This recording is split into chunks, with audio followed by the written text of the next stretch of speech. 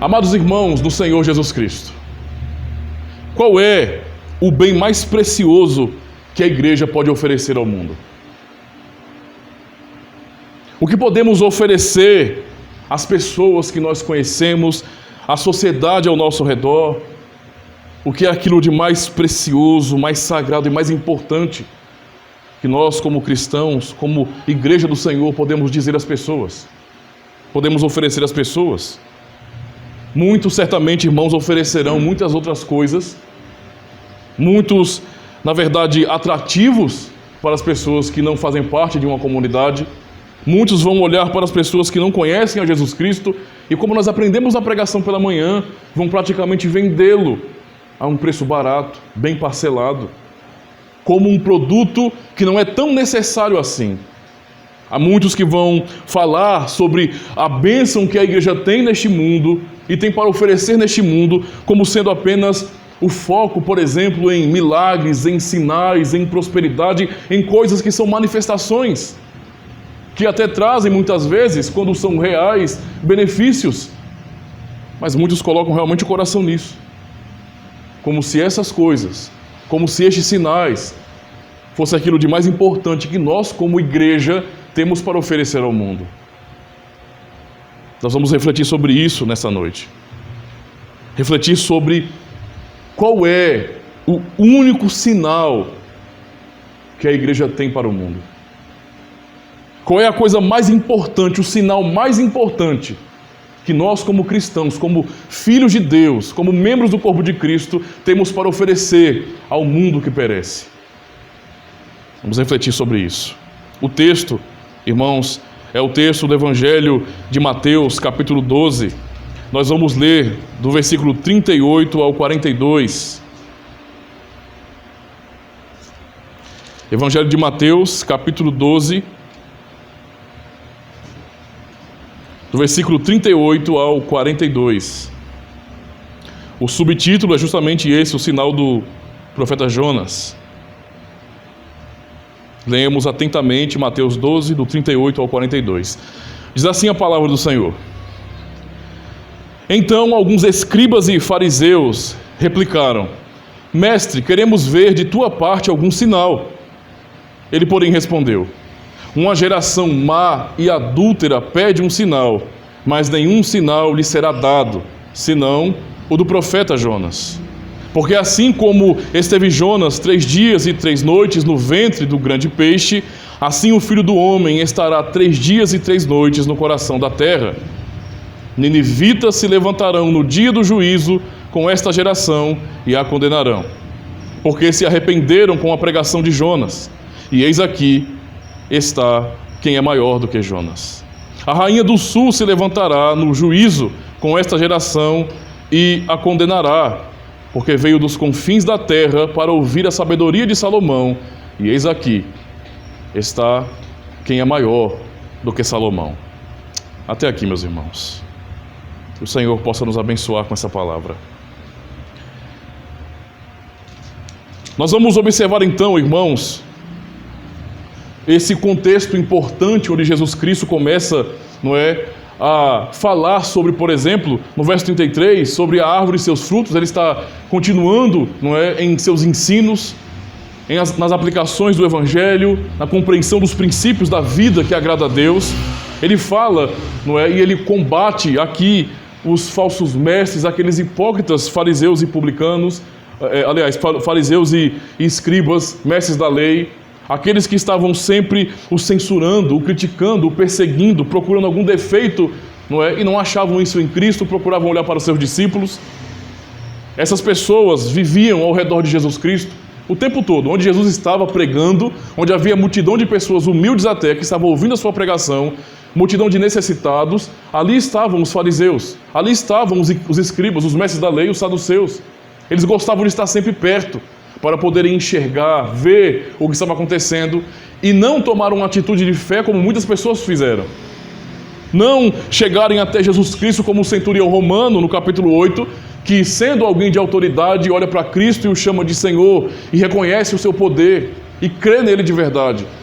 Não era com esse propósito, mas aqueles líderes estavam ali para censurar Jesus Cristo, para achar nele algum motivo de tropeço. De fato acharam, porque olharam para Cristo e não creram nele, e acabaram tropeçando, os construtores, não é? Na pedra de esquina. Eles estavam ali para tentar de alguma forma achar uma brecha no ensino de Jesus Cristo, para assim então condená-lo. Esse era o seu propósito aqui. Eles vêm até Jesus Cristo justamente para isso. No verso 38 nós lemos: então alguns escribas e fariseus replicaram: mestre, queremos ver de tua parte algum sinal. Esse é o questionamento deles, é a exigência, é o pedido deles. Nós vamos primeiro então refletir sobre a natureza deste pedido. Qual a razão do pedido daqueles fariseus e escribas? Por acaso eles queriam ver uma demonstração a fim de confiarem, a fim de confirmarem a sua fé em Jesus Cristo? Será que essa pergunta deles, ou essa exigência deles, pode se assemelhar, por exemplo, o que ouvimos na última pregação sobre a pergunta de João Batista, o que João Batista pediu, ordenou aos seus discípulos que fizessem? Vão até ele e pergunte se é ele mesmo, não é? Ele mesmo que haveria de vir, ou temos que esperar outro? Aquela pergunta de João Batista não foi uma pergunta incrédula. Ele estava buscando encher o seu coração de esperança, porque ele sabia dos sinais. Deus havia falado com ele. Será que esse questionamento ou essa exigência daqueles escribas e fariseus era essa mesma? Tinha esse mesmo objetivo? De alimentar a fé ouvindo de Jesus Cristo o Evangelho? Ouvindo a verdade sobre quem Ele é? Nós podemos observar nos Evangelhos que eles não tinham de forma nenhuma essa pretensão, esse objetivo. Muito pelo contrário. Eles viviam questionando e exigindo sinais de Jesus Cristo. E um detalhe importante é que eles viam o tempo todo Ele operando milagres. Eles viam, como na ocasião onde estava ali um homem coxo, e então Cristo declarou: perdoados estão os seus pecados. E eles acusaram Cristo de blasfêmia, porque somente Deus pode perdoar pecados. E o que Cristo responde a eles, não é? E faz para que eles pudessem ver o que é mais fácil dizer: perdoados estão os seus pecados, ou levanta-te e anda. Para que vocês saibam que o Filho do Homem tem poder para perdoar pecados, eu ordeno: levanta-te e anda. E eles viram um milagre acontecer ali. Não era por falta de sinais, mas mesmo assim eles continuavam a inquirir Jesus, a fazer exigências que Ele mostrasse sinais, não é? A resposta que nós temos para essa pergunta é que não. Eles não tinham nenhum objetivo de glorificar a Cristo, eles não tinham nenhum objetivo de confessar sua fé em Cristo, de ver com alegria o poder do Senhor. Não era esse o seu objetivo, não é? Eles eram bem diferentes. A pergunta então que eles fizeram, ou a exigência, o pedido deles, na verdade, é de uma natureza incrédula. É um pedido feito por pessoas, não é?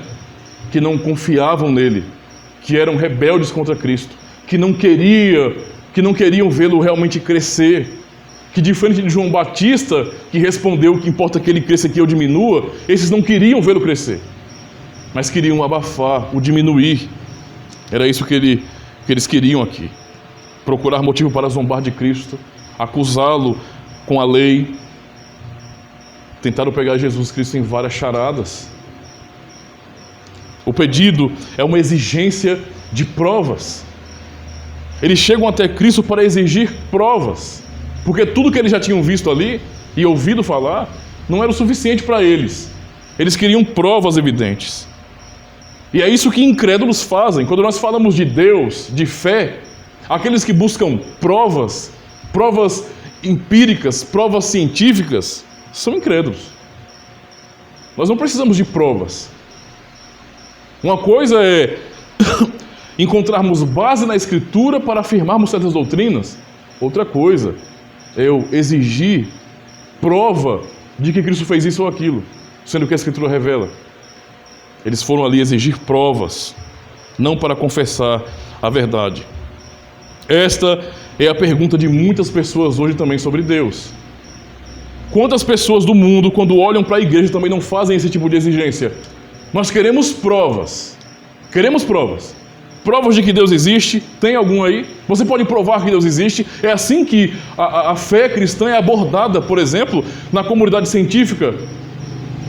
É assim que a fé cristã é abordada, por exemplo, não é? Nesses programas que fazem expedições, que abordam temas para tentar desmistificar as religiões antigas, as religiões pagãs, e acabam colocando o próprio cristianismo nesse meio e questionando também aquilo que a Escritura ensina. Não são poucos os documentários que tentam provar, por exemplo, que o Mar Vermelho não se abriu.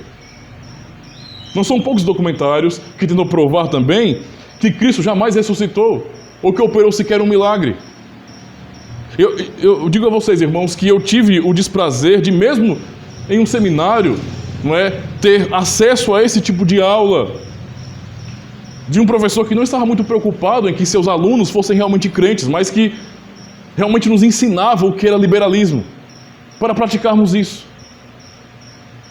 Que queria causar dúvidas em nós sobre as Escrituras. E não existe hoje, não é, muito, até aqui está chegando, eu já tive o desprazer de ter que debater com jovens que mal sabem o que é cristianismo, que começaram a atacar a própria comunidade, e colocar defeito nas Escrituras, dizendo que foi alterada. O mundo é assim, o mundo está exigindo provas, e essa exigência de provas empíricas são exigências incrédulas. Aqueles que creem no Senhor não têm esse tipo de pergunta. Há outras perguntas que nós temos, porque nós somos fracos, mas nós sabemos quem Ele é. Ele é Deus. Sua palavra é a verdade. Se nós cremos, as perguntas sobre se Sua palavra é a verdade não podem vir em nossa cabeça, em nossa mente. É o mesmo tipo de perguntas que os escarnecedores fazem sobre qualquer religião. Aqueles escribas e fariseus foram até Jesus, não para entender melhor o que estava acontecendo. Nós podemos ver até algo de nobre, por exemplo, do fariseu Nicodemos. O fariseu Nicodemos, alguém instruído certamente por ser o fariseu, foi de noite em sua covardia, ele não tinha coragem de se apresentar de dia publicamente, então ele foi na caladinha para que os seus companheiros não pudessem vê-lo e então censurá-lo também. Então ele foi, não é? E na baixa ali foi perguntar a Jesus Cristo, no capítulo 3 de João, não é? Olha, mestre, rabi, não é? Sabemos que ninguém pode fazer os sinais que tu fazes se essa pessoa não for de Deus. Ele foi ali para tentar entender o que estava acontecendo. E Cristo disse a ele, olha, em verdade vos digo, se alguém não nascer de novo, se alguém não nascer de Deus, do Espírito, não pode entender o que está acontecendo. Tudo o que se apresenta aqui não tem sentido, é um escândalo, não é? Não encaixa na vida e na mente de quem não nasceu de novo. Parece apenas um show de milagres, mas na verdade não é o que está acontecendo aqui. Há uma manifestação clara do reino de Deus, e aqueles que não nasceram de novo não podem enxergar esse reino que está sendo manifesto aqui. Cristo conversou com ele, ele teve dúvidas, ele não entendeu. Cristo realmente o questionou. Ora, você é um mestre em Israel, você tem conhecimento, você foi formado, você tem um diploma de fariseu, como é que você não entende essas coisas? Se você não entende as coisas que eu falo dos homens, as coisas terrenas, que dirá se eu falar das coisas celestiais? Ele começa a explicar, mas nós observamos que, apesar da covardia de Nicodemos, ele não tinha nenhum objetivo, não é? Nenhum objetivo de condenar a Jesus Cristo. Isso é bem diferente aqui. O objetivo desses escribas e fariseus é condenar o Senhor. E eles fazem isso à luz do dia. Eles não foram até ele procurando entender alguma coisa, mas realmente procurar defeito nele e assim condená-lo. E pensemos bem sobre isso, irmãos. Há muitos que hoje, mesmo se declarando cristãos, que são bem adeptos das provas científicas, não é? São bem adeptos, fazem essas exigências à igreja. É estranho isso, mas nós aprendemos a confiar tanto na argumentação científica que basicamente são eles que definem o que é a verdade. E isso é de temer, porque não é possível que Deus ele seja aquele que fale a verdade, que seja a própria verdade, e os homens redefinam essa verdade e digam, a verdade está conosco. Nós é que somos a verdade. Isso é estranho. Então, muitas vezes, cristãos passam do nível. Nós temos que aproveitar a ciência, sim. É uma bênção, sim. É algo que Deus deu ao homem, sim. Mas não podemos jamais colocar acima do Senhor e da sua palavra qualquer ciência que na verdade é apenas a manifestação de sua graça aqui nesse mundo. Não podemos colocar nada acima dele, nada acima de sua palavra. E quando eu digo isso, não é fazer da Bíblia um livro de interpretações malucas, descabidas, não. Mas as declarações bíblicas que são claras, que são objetivas, que falam sobre quem Cristo é, sobre o que Deus fez como Criador, elas são realmente completamente suficientes para nós. Tudo o que é declarado na Escritura para nós é a verdade e acabou. E a ciência não está acima disso. Não está. Nosso problema não é com cosmologia, não é com como funcionam as coisas no universo. E isso pouco importa. Os cientistas que estudem sobre isso, que falem sobre isso, e nós vamos aprendendo. Mas o ponto é que as pessoas, cientistas e até cristãos, não se conformam em que a ciência ela trabalhe no seu próprio campo, ou seja, no campo natural. Eles querem pegar essa metodologia científica e aplicar aqui, e julgar a própria Escritura, e julgar a palavra de Deus. E querem exigir evidências. Exigir evidências. Não. Temos que provar que o Mar Vermelho se abriu. Agora foi que deu mesmo, né? Temos que provar, né? Aí vamos lá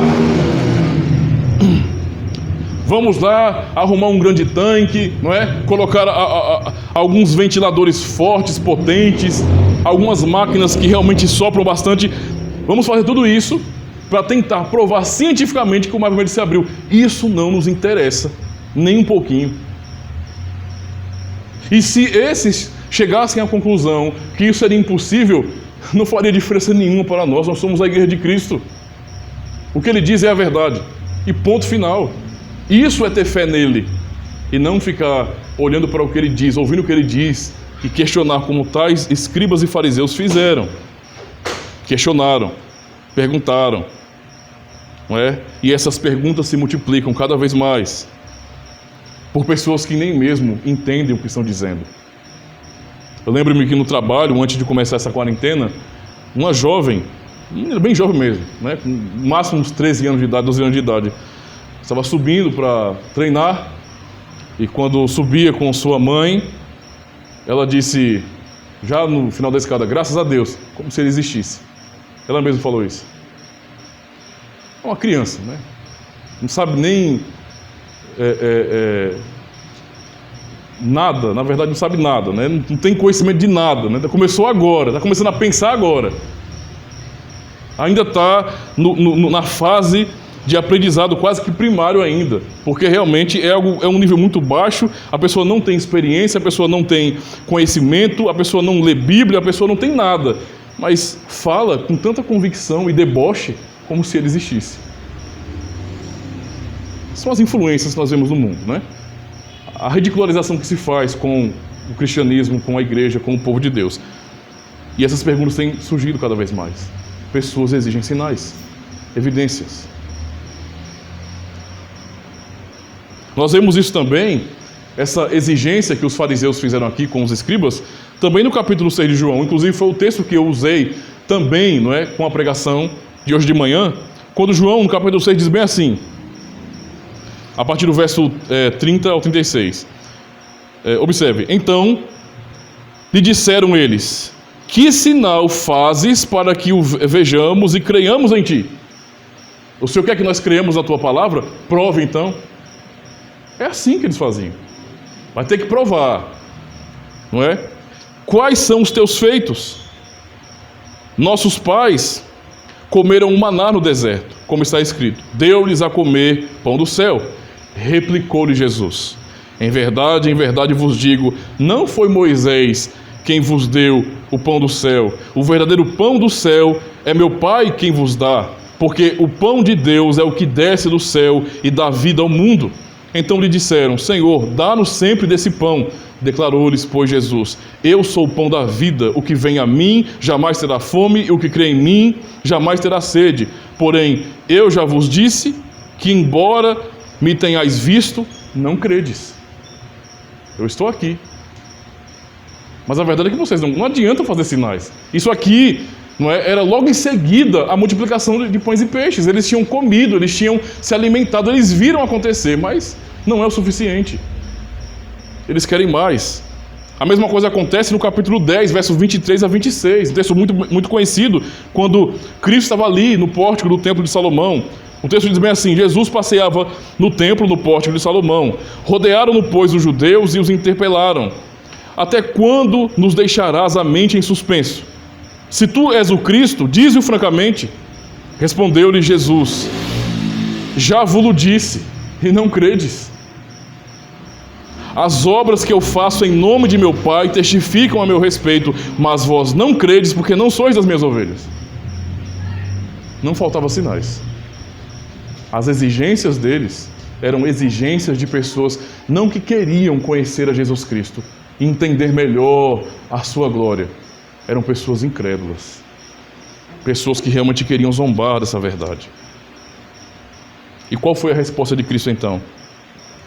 Aos escribas e fariseus que perguntaram, que pediram sinais. Mostra-nos um sinal, nós queremos ver um sinal. Não é Cristo mesmo? Então prova aí. Prova. Não é? Feito o diabo tentando Jesus no deserto. Tu não és o Filho de Deus? Usa o teu poder agora. Você pode fazer o que você quiser, você não é Filho de Deus? A resposta de Cristo foi no verso 39. Ele, porém, respondeu: uma geração má e adúltera pede um sinal, mas nenhum sinal lhe será dado, senão o do profeta Jonas. Essa foi a resposta de Cristo. Nenhum sinal lhe será dado, senão o do profeta Jonas. Vemos que Jesus, irmãos, ele realizou muitos milagres ali, à vista do povo. Então, por que ele estava dizendo que o único sinal que seria dado àquela geração seria o sinal do profeta Jonas? Na verdade, o sinal do profeta Jonas é o sinal do Evangelho. Isso é uma coisa muito importante para entendermos aqui, porque a resposta de Cristo em João capítulo 6, dizendo: vocês querem saber de um sinal? Vossos pais comeram pão no deserto. Mas Moisés não deu o pão que veio do céu. O pão que vem do céu, meu pai quem dá. Eu sou o pão vivo que desceu do céu. Esse é o sinal. O sinal o quê? Apontar para ele, para quem ele é. Aqui, Cristo vai e aponta justamente para o que aconteceu na vida do profeta Jonas, não é? Ele cita isso para mostrar esse sinal. E o que ele está dizendo aqui é justamente isso, que esse sinal, o sinal importante, o sinal que realmente importa para a geração, para o mundo, é o sinal do profeta Jonas. É o Evangelho. E com tudo isso, nós podemos compreender que os sinais, irmãos, os sinais, não é, secundários, e podemos tratá-los como secundários, os sinais que ele fazia, como por exemplo, ressuscitar mortos, curar coxos, aleijados, homens da mão ressequida, cegos, surdos, não é, expulsar demônios, tudo o que ele fazia ali, a multiplicação de pães e peixes, tudo o que ele realizou como sinais visíveis àqueles homens, não é, não tinha outro propósito senão testemunhar de quem ele era, ao seu povo, aos seus discípulos, aqueles que ele chamou, como também mostrar ou demonstrar para aquela geração, não é, o reino de Deus. Vocês vão ver aqui, por meio dos sinais, o reino de Deus sendo manifesto diante de seus olhos. O reino de Deus. Quando ele curou as doenças, ele estava demonstrando que no reino de Deus não existem doenças.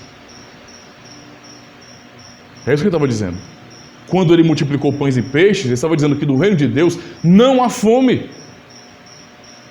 Quando ele ressuscitou mortos, ele estava dizendo que no reino de Deus não existe morte. É isso que ele estava demonstrando. O foco jamais foram os milagres. É estranho que as pessoas coloquem o foco nos milagres. Isso não é foco do Evangelho. Isso nunca foi o foco de Cristo, senão apontar para o reino de Deus. E ele fala que o único sinal que seria dado seria o sinal do profeta Jonas. No verso 40 ele diz: porque assim como esteve Jonas, para explicar isso, esse é o sinal, assim como esteve Jonas 3 dias e 3 noites no ventre do grande peixe, assim o Filho do Homem estará 3 dias e 3 noites no coração da terra. Este é o sinal que vocês verão, que vocês ouvirão acerca dele. E só este. Esta é a pregação do Evangelho. Esta é a mensagem que a igreja anuncia ao mundo. Jesus Cristo morreu crucificado e foi ressuscitado ao 3º dia, como nós confessamos no credo apostólico. Este é o sinal do Evangelho. É o que ele ensina aqui. Essa é a pregação apostólica. É o que eles anunciavam, Cristo e este crucificado. E anunciavam a ressurreição dos mortos. Como isso é importante para nós, irmãos, hoje. Porque podemos, de uma maneira tão errada, olhar para a Escritura e tentar trazer de volta coisas que não pertencem a nós hoje. Como, por exemplo, esse foco nos sinais. Tal como aqueles escribas, há muitos cristãos que estão hoje também à procura de sinais, à procura de milagres, de manifestações superpoderosas, como se isso fosse o Evangelho. Aquelas pessoas viram tudo que ele fez. Eu pergunto aos irmãos, eles foram todos salvos? Será que todos aqueles que presenciaram milagres acontecendo foram salvos?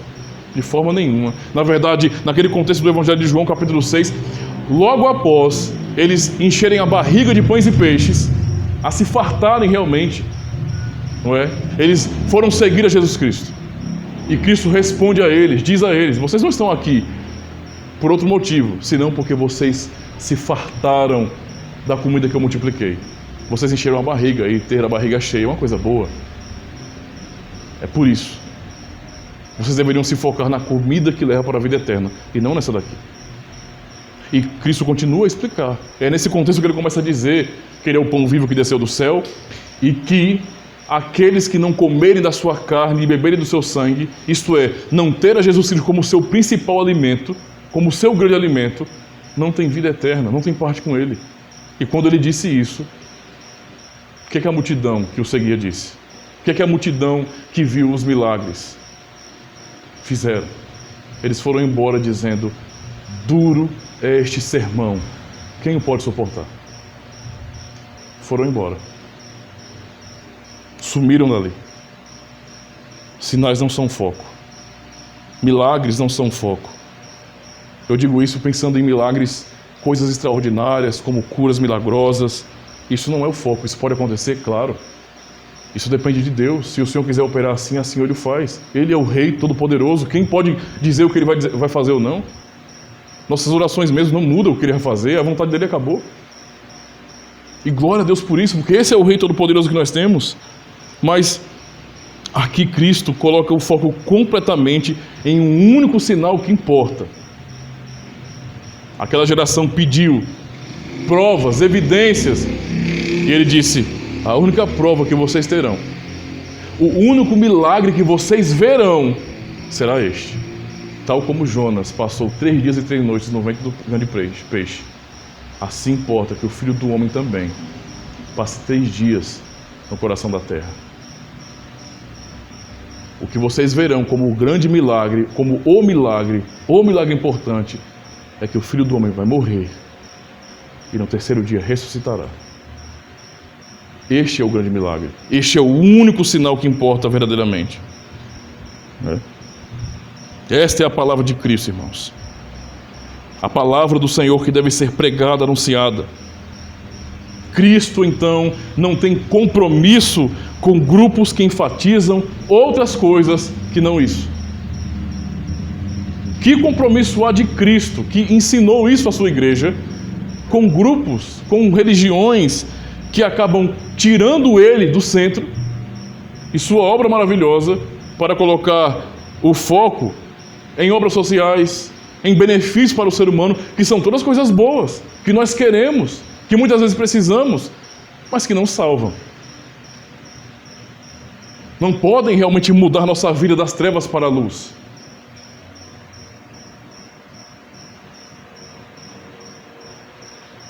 O que temos que aprender no ensino que Cristo nos traz aqui, irmãos, é que o sinal de Jonas, o sinal do profeta Jonas, o sinal que ele deu sobre aqueles que questionavam sobre Moisés, sobre o pão, o maná que desceu do céu, não é?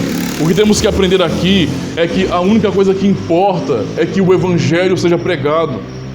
As pessoas buscam a igreja querendo refúgio, tudo bem, isso existe realmente na igreja. Há benefícios aqui, mesmo que a igreja não seja perfeita.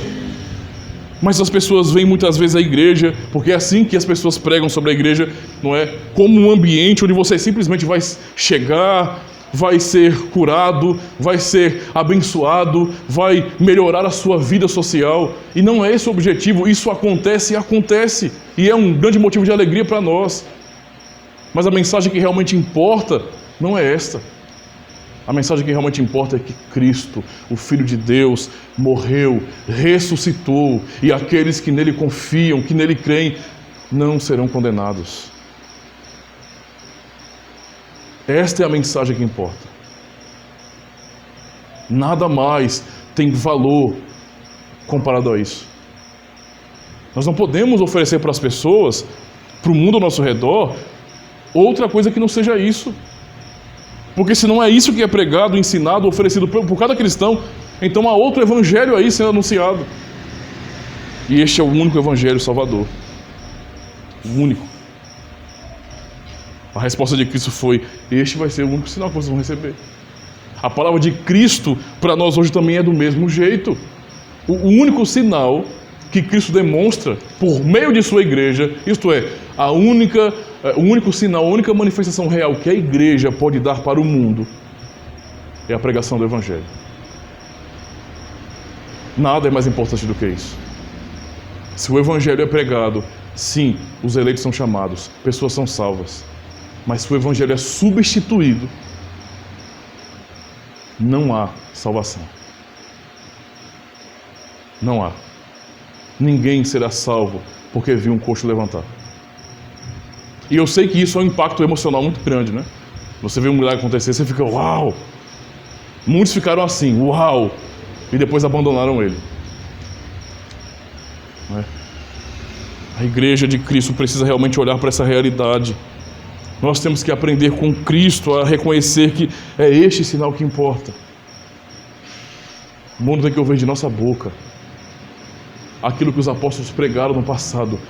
Cristo morreu e a sua morte foi para salvar pecadores.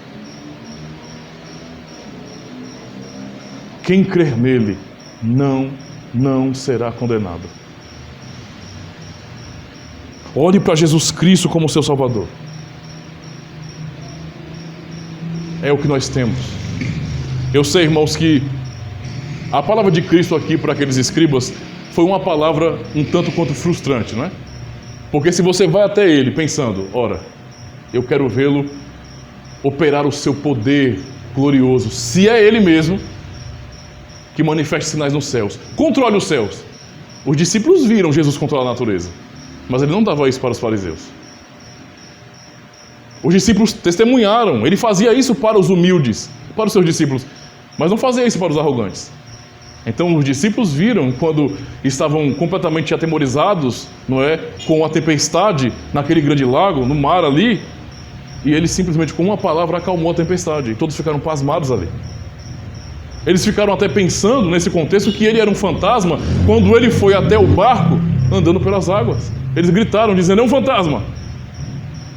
E Cristo diz, não, calma, sou eu, não é um fantasma não, relaxa aí. E ele se aproxima. Eles viram tudo isso. Mas aqueles arrogantes, os incrédulos, não. Ele não dava isso de jeito nenhum. O que o mundo pode ver na igreja, o que importa que o mundo veja na igreja, ouça da igreja, é o Evangelho. Essa é a única coisa que nós temos. E tal como foi frustrante para aqueles que questionaram, que pediram, que fizeram essa exigência, eu sei que é frustrante também para pessoas que têm uma concepção assim da igreja. Quer chegar na igreja, olha, eu quero chegar na igreja e eu quero ver, não é, realmente a coisa acontecer. Eu quero que o fogo desça do céu, eu quero que coisas realmente mirabolantes aconteçam, mas eu acabei de ir àquela comunidadezinha ali e eu vi que não acontece nada. Aquele povo cantou hinos, não teve nenhum cantor com uma voz bonita ali cantando, fazendo, sabe, uns arranjos vocais, apontando para nós e nos fazendo cair no espírito. Não teve nada não, ficou todo mundo sentadinho, de vez em quando levantou quando o pastor falou para levantar. Eles confessaram até o credo apostólico, que eu achei um pouco estranho, e de repente ele pregou, eles cantaram mais uma vez, ele orou e as pessoas se dispersaram, foram embora. As pessoas se frustram quando olham para a igreja de Cristo, que só tem o Evangelho, ou seja, tudo para oferecer, a grande verdade, a bênção, a salvação, só tem o Evangelho para oferecer, elas buscam além disso e Cristo não dá isso a elas. Não dá. Não dá. E com isso, o Senhor nos ensina que a única coisa, agora traduzindo melhor para nós, a única coisa que nós temos para oferecer ao mundo, não é? Real, transformadora, é a pregação fiel da palavra. Só.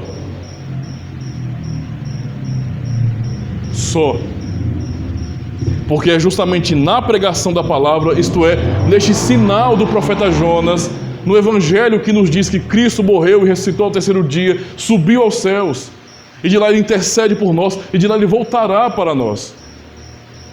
Essa palavra pregada é o que o Espírito de Deus usa para fazer o real milagre, o verdadeiro milagre. Que é pegar o coração de alguém que está morto, completamente incapaz de responder a Deus, esse coração de pedra, esse coração morto. É nessa pregação que Deus olha para esse defunto, esse zumbi que está aqui, e Ele transforma o coração desse zumbi, Ele dá vida, Ele faz a vida espiritual dessa pessoa, respirar mais uma vez, e entender o Santo Evangelho, e finalmente olhar para Cristo como sendo, sim, o grande Deus, o Salvador. É por isso que ele continua no verso 41 e 42, explicando isso àquela geração perversa, má, adúltera, que perguntou, que questionou isso a ele. Ele diz: ninivitas se levantarão no dia do juízo com esta geração e a condenarão, porque se arrependeram com a pregação de Jonas. Eis aqui quem é maior do que Jonas. Vocês não estão crendo em mim. Eu não sou um profeta, eu sou a própria mensagem dos profetas, o cumprimento da profecia deles. Eles falaram sobre a minha vinda, eles disseram em suas profecias que eu traria sim o reino de Deus. Eu estou aqui agora e vocês não creem. Diante de vocês, vocês estão contemplando o Senhor e vocês não creem. Na geração de Jonas, e veja como o Senhor realmente é maravilhoso e demonstra o seu poder, dizendo a nós, a toda a igreja na história, desde quando Adão caiu até aqui, que Ele salva quem Ele quiser.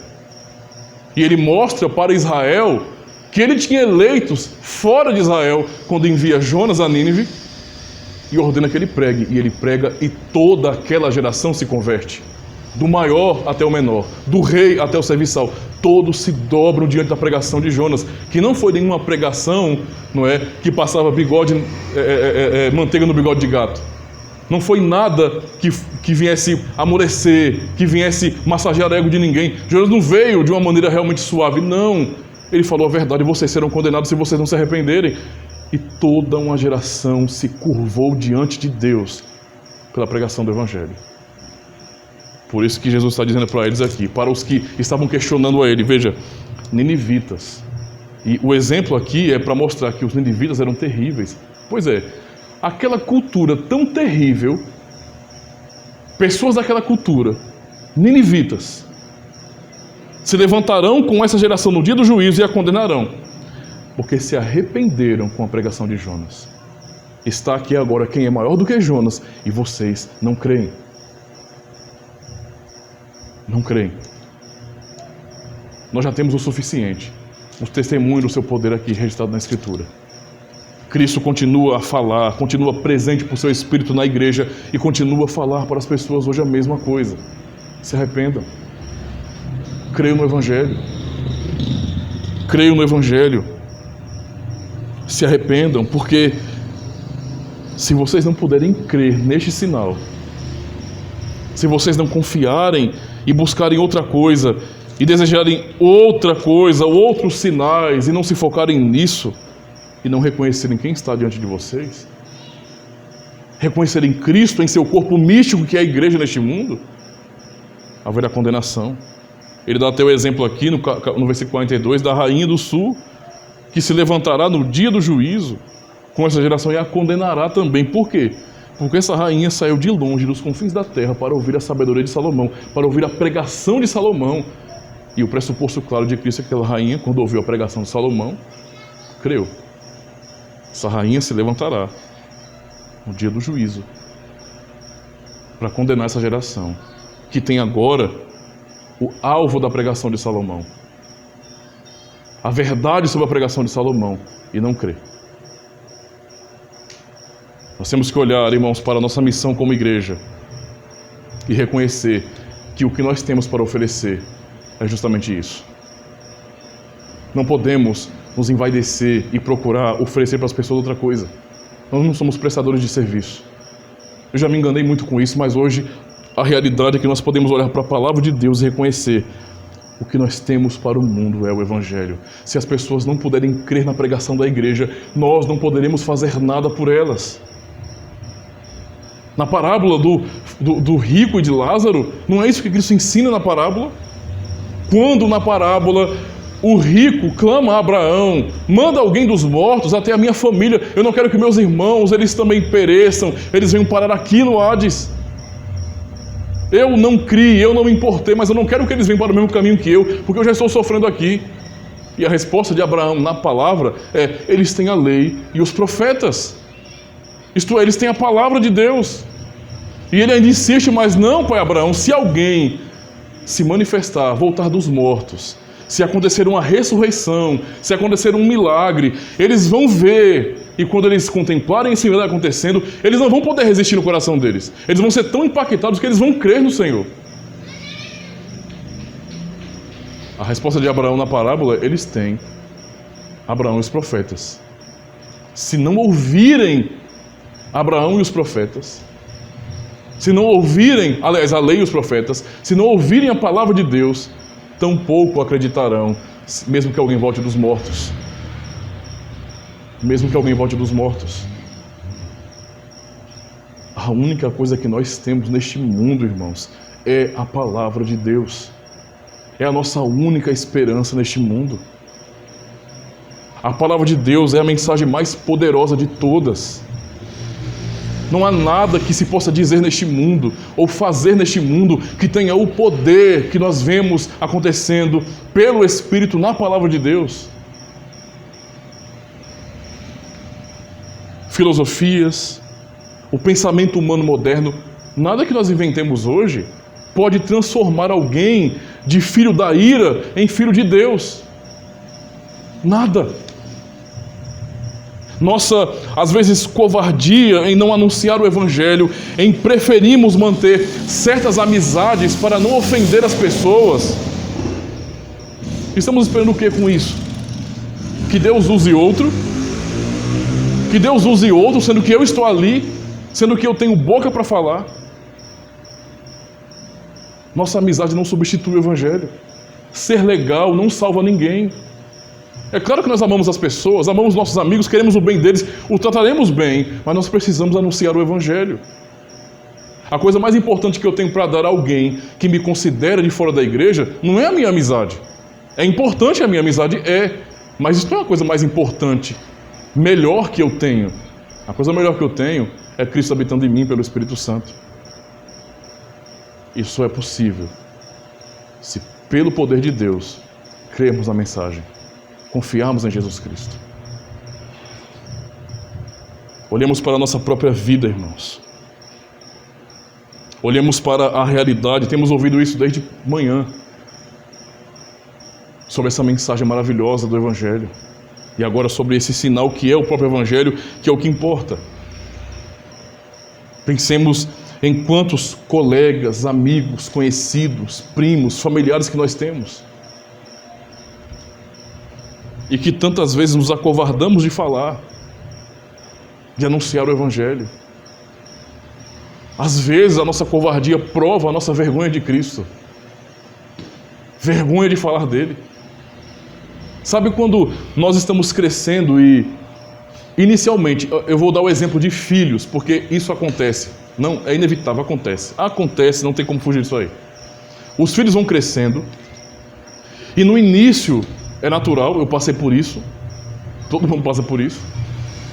Você tem um certo apego com seus pais. Mas quando você vai crescendo, vai entendendo mais um pouquinho as coisas, não é? São passos bem curtos que nós damos e achamos que somos os reis do mundo. Mas nessa fase de juventude, onde nós estamos crescendo, daqui a pouco nós começamos a olhar para os nossos pais e sentir vergonha deles. Anos atrás, achávamos nossos pais os verdadeiros heróis. Hoje, agora que eu estou maiorzinho, que tem mais pessoas, não é? Que são meus amigos, que conversam comigo na escola, que interagem comigo, agora eu acho que conheço o mundo, eu conheço o universo, então eu tenho poder. Agora eu olho para os meus pais e, na verdade, agora, já que ninguém é como eles, que nós somos todos mais moderninhos, eu não quero meus pais perto de mim, não. Eu tenho vergonha que eles apareçam comigo em público, não é? Na escola, em algum outro ambiente. Não, pai, não, aqui não. Meus amigos estão aqui. Qual o sentido disso? Pois é, quando nós nos calamos, quando estamos diante de nossos amigos, das pessoas que nós gostamos que estão lá de fora, que não creem em Jesus Cristo, que nós nutrimos amor por elas, mas não creem em Jesus Cristo, e nós nos omitimos e não falamos a verdade sobre Jesus Cristo, estamos nos envergonhando do nosso Senhor. E a grande bênção e poder que o Espírito Santo, quando foi derramado em nós, nos deu, e o chamado que recebemos foi para sermos testemunhas de Jesus Cristo. Aonde estivermos. Aonde estivermos. Temos que aprender a reconhecer essa realidade.